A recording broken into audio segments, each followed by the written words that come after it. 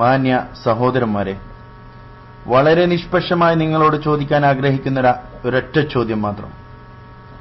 നമ്മുടെയൊക്കെ വീടുകളിൽ മഹാനായ നബി സല്ലല്ലാഹു അലൈഹി വസല്ലമ തങ്ങളുടെ റൗള ഷരീഫിന്റെ ചിത്രം നമ്മളൊക്കെ തൂക്കിയിടാറുണ്ട്.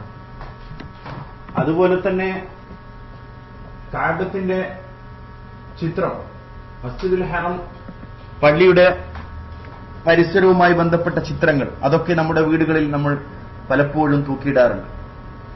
അതുപോലെ തന്നെ ഇപ്പോൾ മസ്ജിദുൽ ആസാർ, ഷാർ മുബാറക്ക് എന്ന പേരിലുള്ള പള്ളി, അത് പിന്നീട് മസ്ജിദുൽ ആസാർ എന്ന പേരിലേക്ക് മാറ്റപ്പെട്ടുവെങ്കിലും ആ പണി പോലും തുടങ്ങാത്ത പള്ളിയുടെ ഫോട്ടോ പല ആളുകളും പ്രൊഫൈലിലും അതുപോലെ തന്നെ വീടുകളിലൊക്കെ ഫ്രെയിം ചെയ്തിട്ട് വെക്കാറുണ്ട്. കാരണം എന്താ? അത് നബി സല്ലല്ലാഹു അലൈഹി വസല്ലമ തങ്ങളുടെ ഷാർ മുബാറക്കുമായി ബന്ധപ്പെട്ട ഒരു പള്ളി. ലോകത്ത് മറ്റുള്ള നമ്മുടെ നാട്ടിൻപുറങ്ങളിലും അതുപോലെ തന്നെ ടൗണുകളിലൊക്കെ എത്രയോ പള്ളികൾ ഉണ്ടെങ്കിലും ആ ഒരൊറ്റ പള്ളിയുടെ ഈ ഫോട്ടോ നമ്മളാരും തൂക്കിയിടുന്നത് സാധാരണ കാണാറില്ല. പക്ഷേ ഹബീബായ അഷ്റഫുൽ ഖൽഖ് ത്വാഹ മുഹമ്മദ് റസൂലുള്ളാഹി സ്വല്ലല്ലാഹു അലൈഹി വസല്ലമ തങ്ങളുടെ ഷഅർ മുബാറക്കുമായി ബന്ധപ്പെട്ട ഒരു പള്ളി ആയതിന്റെ പേരിൽ മാത്രം ആ പള്ളിയുടെ ഫോട്ടോ നമ്മുടെ വീടുകളിലും അതുപോലെ തന്നെ നമ്മുടെ പ്രൊഫൈൽ ചിത്രങ്ങളിലും നമ്മൾ സ്ഥാനം കൊടുത്തുവെങ്കിൽ ഞാൻ ആത്മാർത്ഥമായി ചിന്താശേഷി നഷ്ടപ്പെടാത്ത, ബുദ്ധി പണയം വെക്കാത്ത മാന്യ സഹോദരന്മാരോട് ചോദിക്കാൻ ആഗ്രഹിക്കുകയാണ്. കാരണം ആ നബി സല്ലല്ലാഹു അലൈഹി വസല്ലം തങ്ങളുടെ ഷഅർ മുബാറക്കാണെന്ന് പറഞ്ഞ് അബൂദാബിയിലുള്ള അഹമ്മദ് ഖസ്റജിയും അതുപോലെ തന്നെ ഈ പറയുന്ന മുംബൈയിലുള്ള ഇഖ്ബാൽ മുഹമ്മദ് ജാലിയ വാലയും കാണിച്ചിരിക്കുന്ന നീളം കൂടിയ ആ മുടിക്കെട്ടുകൾ, ഞാൻ ചോദിക്കട്ടെ, ഇവരുടെ കൂട്ടത്തിൽ ഒരൊറ്റ മനുഷ്യനും ഇന്നേവരെ അതൊരു പ്രൊഫൈൽ ചിത്രമായി ആരും ഇട്ടതായി കണ്ടില്ല. എന്തേ?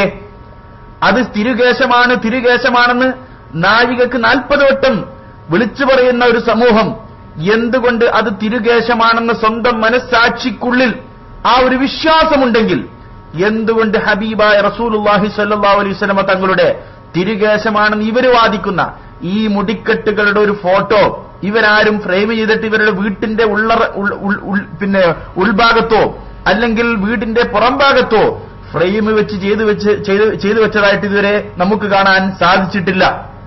അതുപോലെ തന്നെ ഒരൊറ്റ കുട്ടിയും അതൊരു പ്രൊഫൈലായിട്ട് ജിമെയിലിലോ ഗൂഗിളിലോ സ്കൈപ്പിലോ ബൈലക്സിലോ എവിടെങ്കിലും അതൊരു പ്രൊഫൈൽ ചിത്രമായിട്ട് പോലും ഇത് അംഗീകരിക്കുന്ന ആളുകൾ പോലും അതിതുവരെ അതിന്റെ ഒരു ചിത്രം അവരുടെ പ്രൊഫൈലിൽ കൊടുക്കാൻ പോലും തയ്യാറായിട്ടില്ല. അപ്പൊ ചുരുക്കി പറഞ്ഞാൽ അത് വ്യക്തമായി അവരുടെ മനസ്സാക്ഷിക്കുള്ളിൽ തന്നെ അത് ഹബീബായ റസൂലുള്ളാഹി സ്വല്ലല്ലാഹു അലൈഹി വസല്ലം തങ്ങളുടെ ഷഅർ മുബാറക്കാണെന്ന് വിശ്വാസം ഇവർക്ക് തന്നെ ഇല്ല.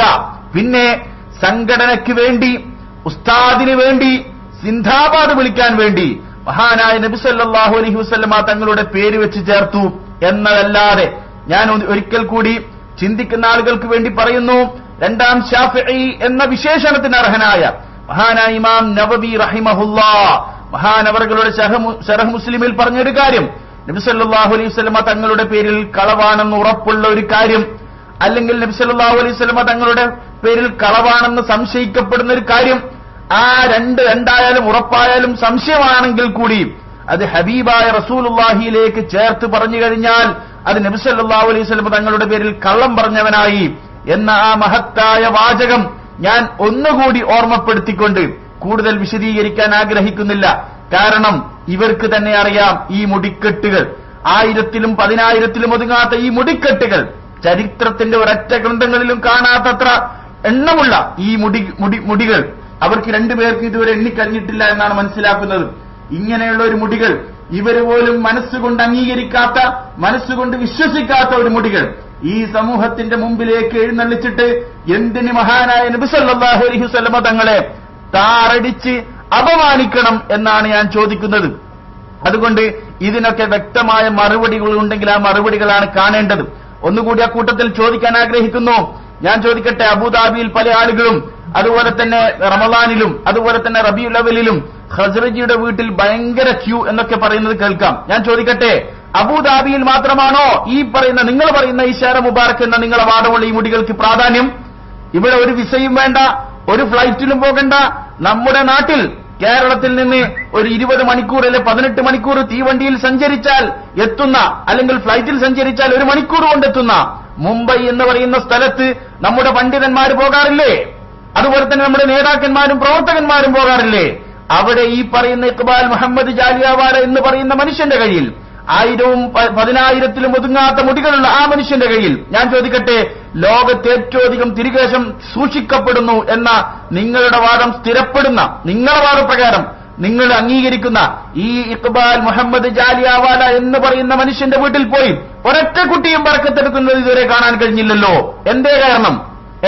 ഇഖ്ബാൽ മുഹമ്മദ് ജാലിയവാലയുടെ വീട്ടിൽ എന്തുകൊണ്ട് നേതാക്കന്മാരും അതുപോലെ തന്നെ അനുയായികളും ഇതിന് സിന്ദാബാദ് വിളിക്കുന്ന ഈ ഒരു കള്ളത്തരത്തിന് കൂട്ടുനിൽക്കുന്ന ആളുകളോട് ചോദിക്കാൻ ആഗ്രഹിക്കുന്നു, നിങ്ങളാരും എന്തുകൊണ്ട് ഈ സമയം വരെയും ഇഖ്ബാൽ മുഹമ്മദ് ജാലിയവാല എന്ന് പറഞ്ഞ നിങ്ങൾ പറയുന്ന ഈ മഹാൻ, നിങ്ങൾ പറയുന്ന ഈ കച്ചവടക്കാരനായ ഈ മഹാൻ, ഈ തട്ടിപ്പുകാരൻ, നിങ്ങളുടെ ഭാഷയിൽ പറഞ്ഞാൽ നിങ്ങൾ അംഗീകരിക്കുന്ന വലിയ കുത്തുബും ഷെയ്ഖും മഹാനുമായ ഈ വ്യക്തിയെ എന്തുകൊണ്ട് നാട്ടിലുള്ള ഏതെങ്കിലും ഒരു ബറക്കത്തിന്റെ മജ്‌ലിസിൽ കൊണ്ടുവന്നതായിട്ട് കാണുന്നില്ലല്ലോ?